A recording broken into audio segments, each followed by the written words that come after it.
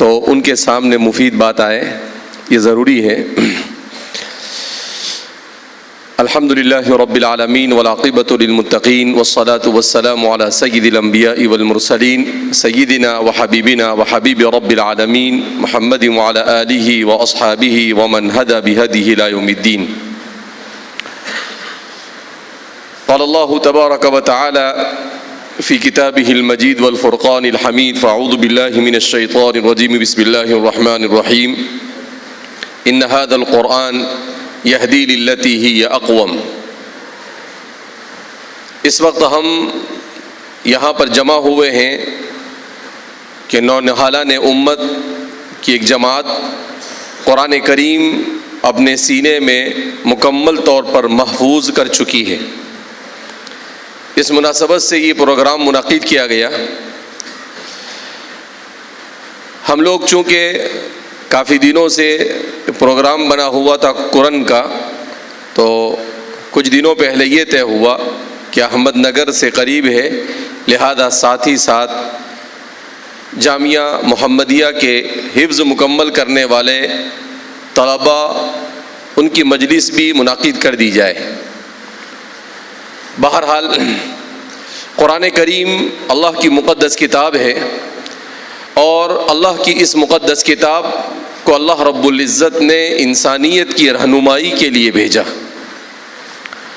قرآن کریم یہ صرف تلاوت کرنے اور پڑھنے پڑھانے کے لیے نازل کی گئی کتاب نہیں، بلکہ یہ کتاب مکمل طور پر انسان کو زندگی گزارنے کا سلیقہ سکھانے کے لیے آئی، انسان کو یہ بتانے کے لیے آئی کہ وہ اس دنیا میں کیوں آیا۔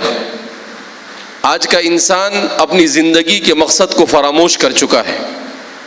آج کا انسان صرف یہ سمجھتا ہے کہ اس دنیا میں موج اور مستی کر لینا یہی اس کی زندگی کا مقصد ہے۔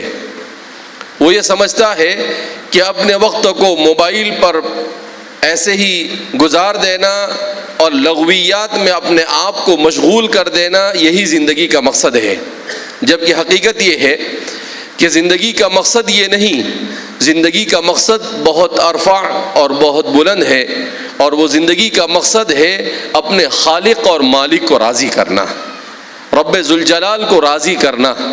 اللہ رب العزت اگر مجھ سے اور آپ سے اور ہم سے راضی نہیں ہے تو زندگی میں چاہے پوری دنیا اور پوری کائنات اور پورا یونیورس بھی ہمیں مل جائے، تب بھی یہ زندگی ہمارے لیے بے سود اور بیکار ہے۔ کیوں؟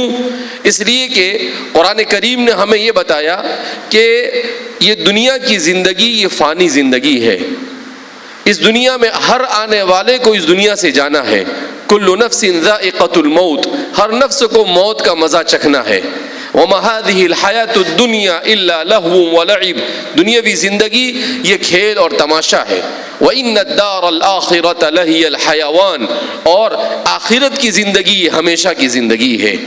اسی لیے کچھ لوگ کہتے ہیں کہ یہ مولانا لوگ صرف آخرت کی بات کرتے ہیں، لیکن حقیقت یہ ہے کہ دنیا کی زندگی یہ مختصر زندگی ہے، یہ قبر تک کی زندگی ہے، اور قبر کے بعد جو زندگی شروع ہوگی وہی زندگی اصل زندگی ہے۔ اس زندگی میں اللہ نے مجھے اور آپ کو انسان بنا کر بے شمار نعمتیں دے کر اس لیے بھیجا ہے کہ ہم اپنی اس زندگی میں کامیابی کی تیاری کریں، ہم اپنی اس زندگی کو اللہ کے عذاب سے بچنے کے لیے اپنے آپ کو تیار کریں۔ اسی لیے فرماتے ہیں کہ امام عبد الرحمن الجوزی سے ایک مرتبہ کسی نے پوچھا کہ حضرت ذکر افضل ہے یا استغفار افضل ہے؟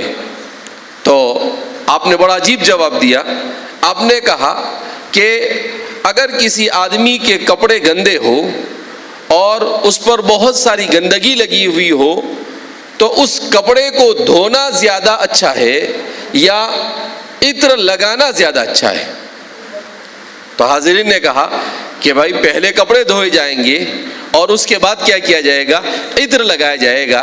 تو آپ نے کہا کہ استغفار یہ گناہوں کو دھونے کی طرح ہے، استغفار یہ گناہوں کو دھونے کی طرح ہے، لہذا استغفار کی کثرت ہونی چاہیے کہ ہم جس دور سے گزر رہے ہیں یہ ایسا دور ہے جس میں ہر طرف گناہ کے اسباب کی کثرت ہے. جہاں بھی دیکھو آدمی آنکھ کھولتے ہی گناہوں میں مبتلا ہونا شروع ہو جاتا ہے. موبائل میں گناہوں میں مبتلا ہے، انسان سڑکوں پر چل رہا ہے گناہوں میں مبتلا ہے، انسان جہاں کہیں جائے گناہ ہی گناہ ہے.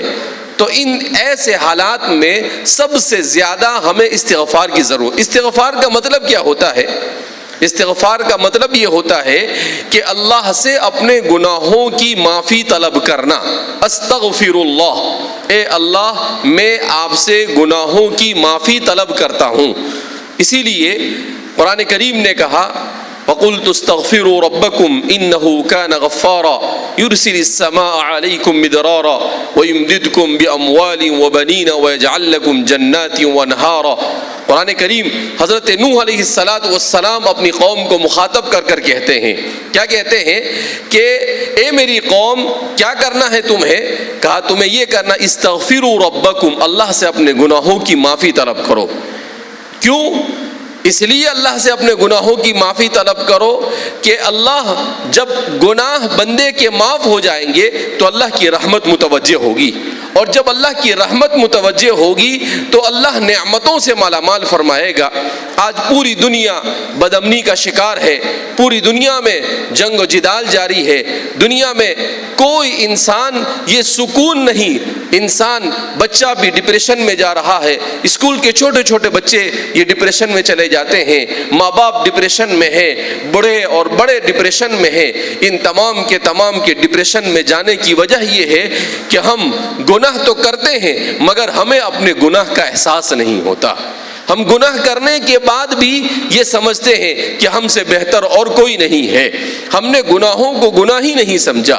اسی لیے حکیم اختر صاحب فرماتے ہیں کہ اگر گناہ کی حساسیت اور گناہ کا احساس انسان کے ذہن و دماغ سے چلا جاتا ہے تو اس شخص کا خاتمہ ایمان پر نہیں ہو سکتا.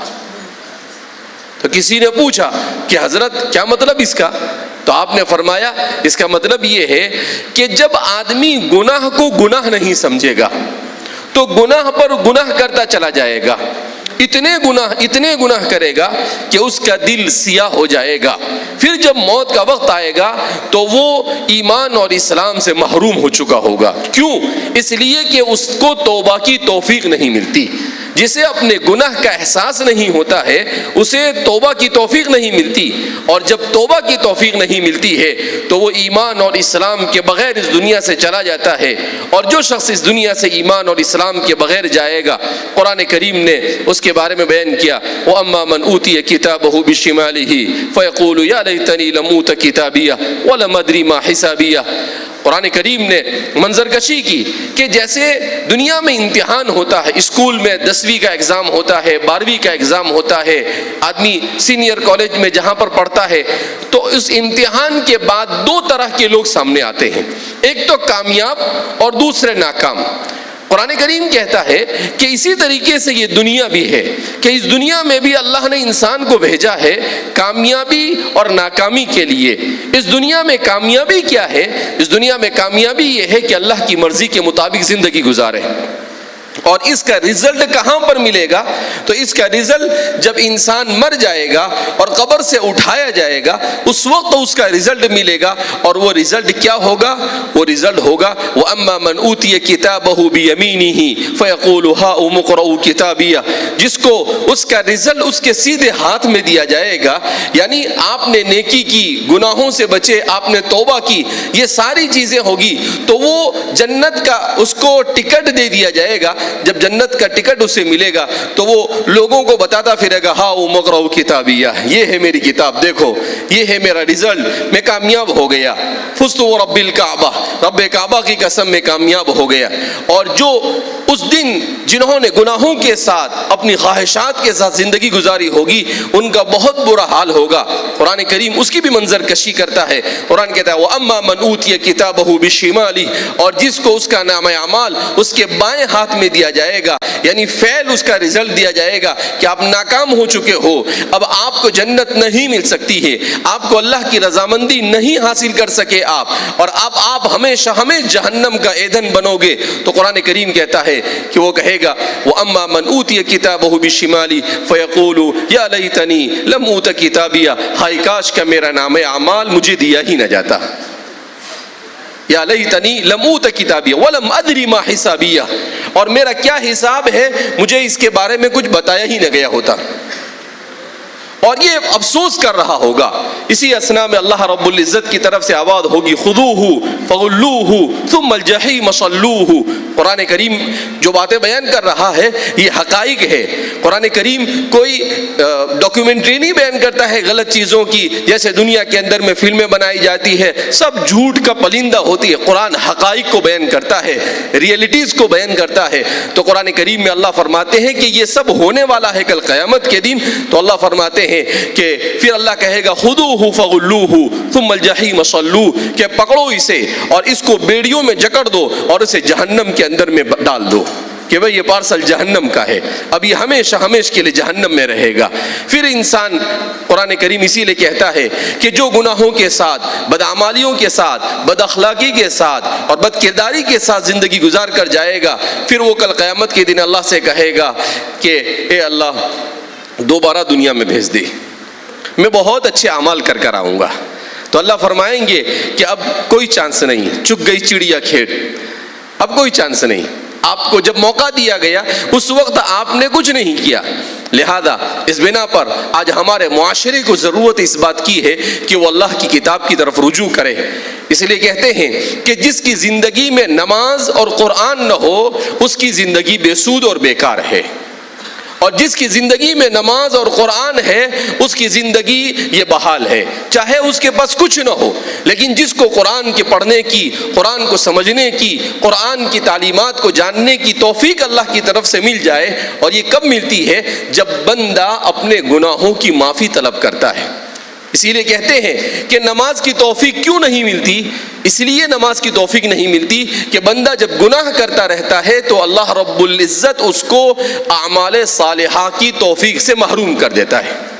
ہمارے بزرگوں نے لکھا ہے کہ وہ تہجد کے عادی ہوا کرتے تھے، کبھی اگر وہ تہجد میں ان کی آنکھ نہیں کھلتی تھی تو وہ روتے تھے۔ تو کسی نے پوچھا ایک بزرگ سے کہ ایسا کیوں آپ رو رہے ہیں؟ کہا کہ میں اللہ سے اپنے گناہوں کی معافی طلب کر رہا ہوں، اس لیے کہ مجھے ایسا لگ رہا ہے کہ میں نے کوئی گناہ کیا جس گناہ کی سزا میں مجھے آج اللہ نے تہجد میں اٹھنے سے محروم کر دیا۔ تو اس لیے اللہ رب العزت جو محروم رکھتا ہے وہ ایسے نہیں رکھتا ہے۔ تو ہمیں جس معاشرے میں ہم جی رہے ہیں یہ بڑے بدترین حالات ہے، اس کے بعد کے حالات اس سے زیادہ بدترین ہو سکتے ہیں اگر ہم اپنے آپ کو نہیں سنبھالیں گے۔ لیکن جو انسان اپنے آپ کو بچانے پر آ جاتا ہے تو اللہ رب العزت اس کو ہر طرح کی شکلیں اس کے لیے نکال دیتا ہے، مگر اس کے لیے انسان کو اللہ کی مرضی کے مطابق زندگی گزارنے کا تہیہ، عزم اور ارادہ کرنا پڑتا ہے۔ قرآن کریم کی نسبت سے ہم یہاں پر جمع ہوئے ہیں۔ قرآن کریم کے بارے میں نے جو آیت کریمہ آپ کے سامنے پڑھی اس میں قرآن خود کہتا ہے ان ھذا القرآن یہدی للتی ہی اقوم، کہ یہ قرآن ان لوگوں کے لیے ہدایت کا سامان ہے جو صحیح راہ کو طلبگار ہے، جو سیدھے راستے پر چلنا چاہتے ہیں۔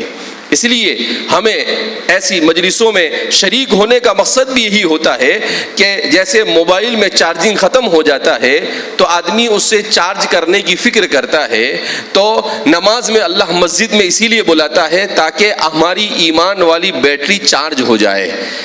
اللہ ہم لوگ اس طرح کی مجلسیں اسی لیے منعقد کرتے ہیں تاکہ ایمان جو کمزور ہو گیا ہے وہ مضبوط ہو جائے۔ حضرت معاذ بن جبل کے بارے میں آتا ہے کہ وہ کہا کرتے تھے اپنے دوستوں سے تعالوا نجدد ایماننا، آؤ ہم اپنے ایمان کی تجدید کریں۔ تو کسی نے پوچھا کیا مطلب اس کا؟ کہا جب ہم بیٹھ کر اللہ اور اس کے رسول کی باتوں کا مذاکرہ کرتے ہیں تو ہمارے ایمان میں تازگی پیدا ہو جاتی ہے۔ لہذا ضرورت اس بات کی ہے کہ ہم اپنے ایمان کو فتنوں کے اس دور میں بچانے کے لیے، اپنی نسلوں کے ایمان کو بچانے کے لیے ان کی ایمانی تربیت کی فکر کریں، ان کی تعلیم کی فکر کریں، اور ہمارے جتنے بھی ادارے ہو سکتے ہیں ان تمام کے تمام اداروں کو مضبوط کرنے کی کوشش کریں، اس لیے کہ اگر ہم اپنے اداروں کو مضبوط نہیں کرتے ہیں، اگر ہم اپنے تعلیمی، دینی اور عصری اداروں کو قائم نہیں کرتے ہیں، تو ہماری آئندہ آنے والی نسل کے ایمان کی حفاظت کا کوئی گارنٹی نہیں دے سکتا ہے۔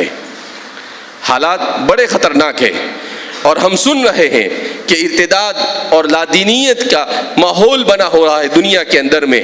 اس ماحول سے بچنے کا ایک ہی راستہ ہے کہ اللہ کی کتاب کی طرف آیا جائے۔ اللہ کی کتاب، والدین اپنے بچوں کو قرآن کے پڑھنے، قرآن کی تعلیمات کی طرف متوجہ کریں۔ ہماری عصری تعلیم، اسکول کی تعلیم، یہ قبر تک ساتھ میں آئے گی۔ یہ قبر کے بعد والی زندگی میں جو تعلیم ہمارے ساتھ آئے گی وہ کیا آئے گی؟ جو اب ہم نے قرآن پڑھا ہوگا، جو ہم نے دعاؤں کا اہتمام کیا ہوگا، جو ہم نے استغفار کیا ہوگا، تو یہ چیزیں ہمیں ہمیشہ کی زندگی میں کام لگے گی۔ ہم 50-60 سالہ زندگی میں جو کام آنے والی زندگی ہے اسے بہت امپورٹنٹ دیتے ہیں، اور جو ہمیشہ کی زندگی میں کام آنے والی ہے ان چیزوں کی آج اہمیت ہمارے سامنے باقی نہیں رہی۔